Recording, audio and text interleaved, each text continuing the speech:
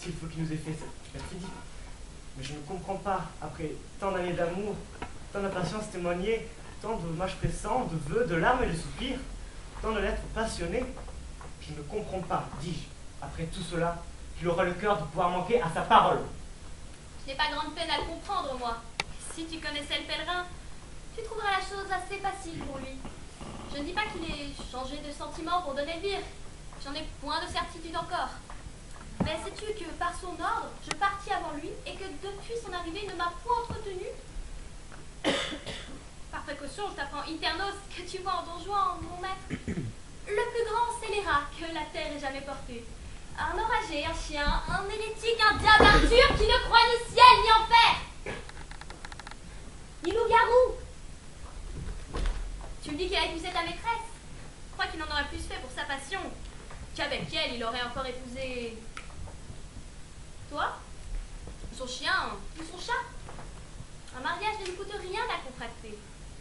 C'est un épouseur à toutes mains. Dame, demoiselle, bourgeoise, paysanne, serveuse.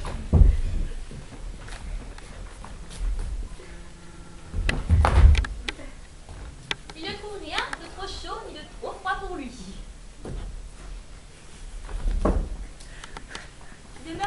Quel homme te parlait là? Il a bien de l'air, ce me semble, du bon Guzman de Don Elvire. C'est quelque chose aussi peu près de cela. Quoi? C'est lui? Lui-même. Et depuis quand est-il en cette vie? Hier au soir. Et quel sujet l'amène?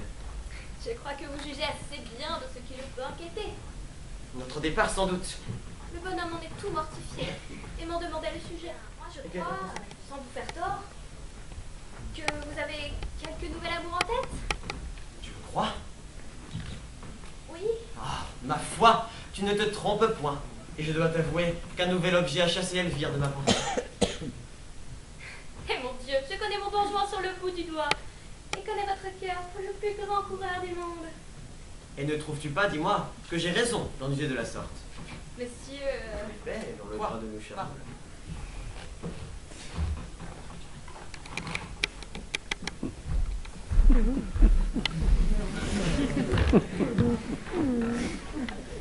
J'ai beau être engagé, l'amour que j'ai pour une belle n'engage point mon âme à faire injustice aux autres. Rencontre fâcheuse. Traître! Tu n'avais pas dit qu'elle était ici elle-même. Monsieur, vous ne me l'avez pas demandé.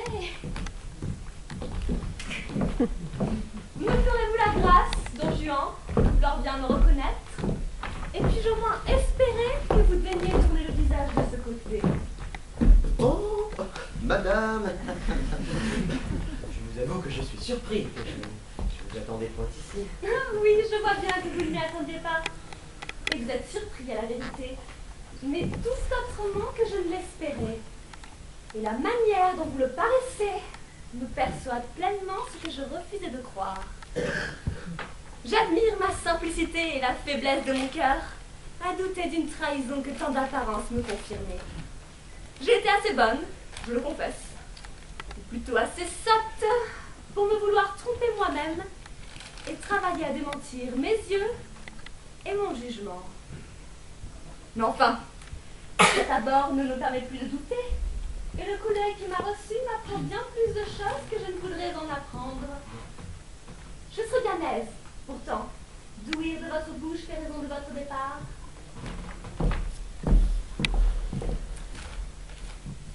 Parlez, Don Juan, je vous prie, et voyons de quelle heure vous saurez vous justifier. Vous plaît-il, Don Juan, nous éclaircir ce beau mystère? Madame, à vous dire la vérité. Ah, c'est que vous savez mal mentir pour un homme de cour et qui doit être accoutumé à ces sortes de choses. J'ai pitié pour voir la confusion que vous avez. Que ne vous armez-vous le front d'une noble effronterie? Que ne me jurez-vous que vous êtes toujours dans les mêmes sentiments pour moi? Que vous m'aimez toujours d'une ardeur sans égal et que rien ne peut vous séparer de moi que la mort? Que ne me dites-vous que des affaires de la dernière conséquence vous ont obligé à partir sans m'en donner avis? Qu'il faut que, malgré vous, vous demeuriez ici quelque temps, et que je n'ai qu'à m'en retourner d'où je viens, assuré que vous suivrez mes pas le plus tôt qu'il vous sera possible. Qu'il est certain que vous brûlez de me rejoindre, et que séparé de moi, vous souffrez ce que souffre un corps qui est séparé de son âme. Voilà comme il faut vous défendre, et non pas rester interdit comme vous êtes. Madame, je vous avoue que je n'ai point le talent de dissimuler, et que je porte un cœur sincère.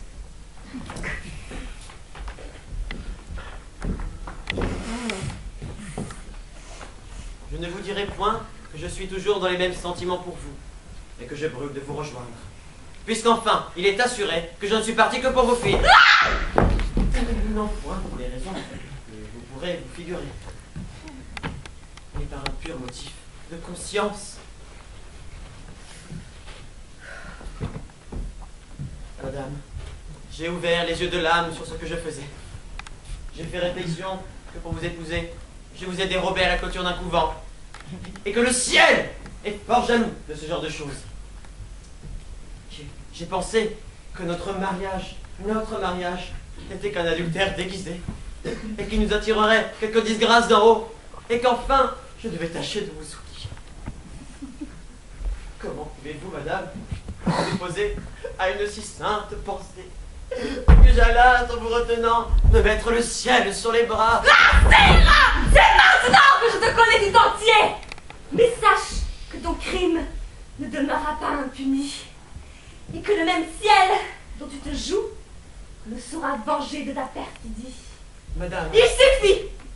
Je ne veux pas en ouïr davantage, et je m'accuse même d'en avoir trop entendu. N'attends pas que j'éclate ici en reproche d'un injure. Je te le dis encore, perfide, le ciel me sera vengé de l'outrage que tu me fais. Et si le ciel n'a rien que tu puisses appréhender, appréhende du moins la colère d'une femme offensée. Eh bien, mon Pierrot, tu t'es trouvé là bien à rien. Ah, pardi, ça n'est fallu de peu qu'ils se soient naïfs tous deux. C'est donc le coup de vent d'Allemagne qui les avait renversés dans la piscine. Ah bah bien, Charlotte, je m'en vais te conter tout, comme cela est venu.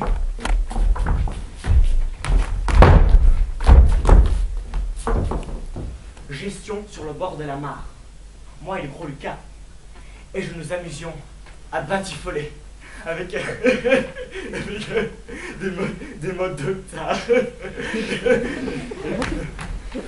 En batifolant, j'ai aperçu quelque chose au loin. Je voyais cela très bien. Et puis tout d'un coup, je voyais que je voyais plus rien. Hé Lucas, j'ai fait... Je pense que voilà deux hommes qui nagent droit ici.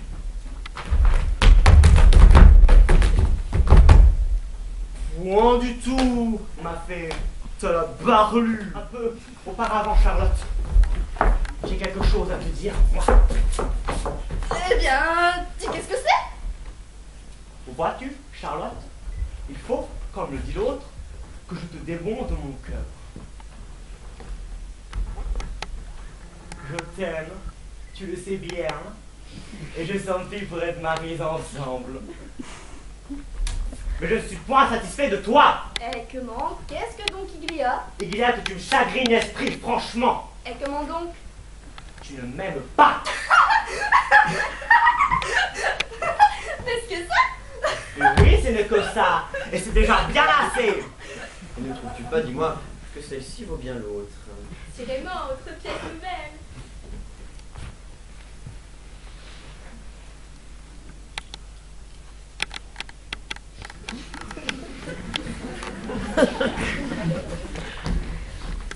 Elle me vaut la belle, ou non, c'est agréable. Vous vous appelez? Charlotte, pour vous servir. Oh, la belle personne. Et que ses yeux sont pénétrants.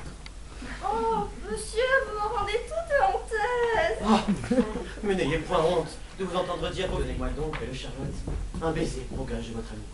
Oh, monsieur, attendons que je sois mariée. Après ça, je vous baiserai tant que vous voudrez. Oh! pas souhaite monsieur, ou vous viendrez caresser nos femmes à nos barbes. Allez vous en caresser le vôtre.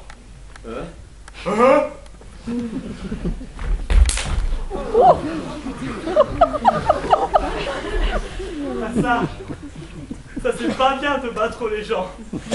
Et ce n'est pas là la récompense de vous avoir sauvé d'être naïe. Pierrot, ne te fâche pas. Mais je me veux fâcher. Et t'es une vilaine toi, voudrais qu'on se cajole. Pierrot, ce n'est pas ce que tu penses. Ce monsieur, Monsieur, que faites-vous donc là avec Charlotte? Est-ce que vous lui parlez d'amour aussi? Non. Au contraire, c'est elle qui me témoignait son envie d'être ma femme. Mais je lui répondais que j'étais engagé à vous. mais qu'est-ce que vous veut, Mathurine? Elle est jalouse de me voir vous parler. Elle voudrait bien que je l'épousasse. Mais je lui dis que c'est vous que je veux. Quoi? Charlotte? Tout ce que vous lui direz sera inutile. Laissez-lui cela. Voilà, Charlotte, ça n'est pas bien de courir sur le marché des autres. Ce n'est pas honnête, Mathurine, d'être jalouse que monsieur me parle. Ah, c'est moi que monsieur a vu la première. Si vous avez vu la première, il m'a vu la seconde et m'a promis de m'épouser. Eh bien, que vous ai-je dit? Je vous pèse les mains. C'est moi et non pas vous qui l'a promis d'épouser. N'ai-je pas deviné? À d'autres, je vous prie, c'est moi, vous dis-je. Est-ce monsieur que vous lui avez promis de l'épouser? Vous vous raillez de moi. Est-il vrai, monsieur, que vous lui avez donné parole d'être son mari?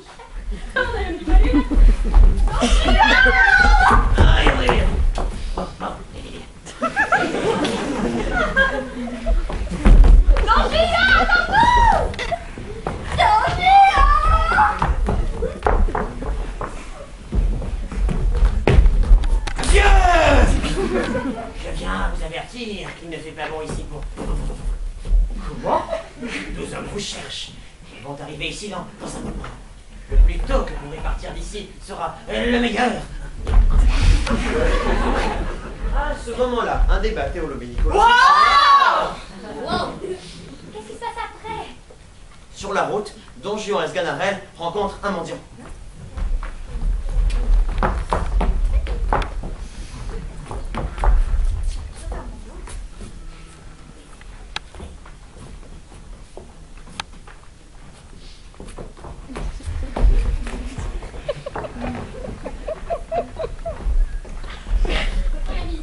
Pourriez-vous m'indiquer la route qui mène à la ville? Vous n'avez qu'à suivre cette route, monsieur. Si vous vouliez me secourir de quelque aumône, je ne manquerai pas de prier le ciel qu'il vous donne toutes sortes de biens.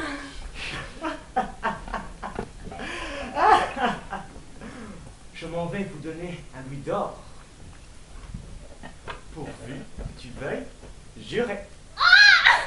Monsieur, voudriez-vous que je commise un tel péché? Non, j'aime mieux mourir de faim.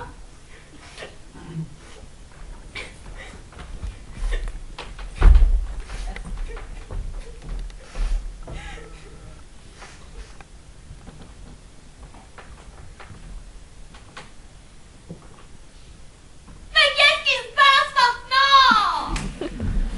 Don Juan s'interpose dans une bagarre. Application efficace. Application réverbère. Ah! Laissez fuir ses assaillants. Don Juan, tu n'as plus qu'un moment à pouvoir profiter de la miséricorde du ciel. Entendez-vous, monsieur? Qui ose tenir ces paroles? Ah bah c'est un spectre. Don Juan, l'endurcissement au péché traîne une mort funeste, et les grâces du ciel que l'on renvoie ouvrent un chemin à sa foudre. Ciel! Que sens-je? Un feu invisible me brûle! Je n'en puis plus. Et à tout nouveau corps est abrasé ardent.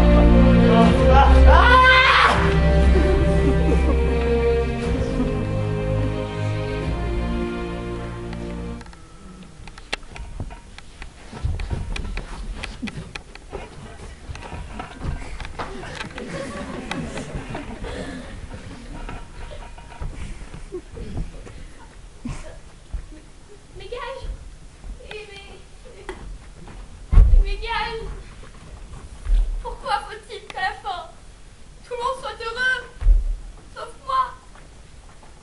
Qu'est-ce qui se passe maintenant?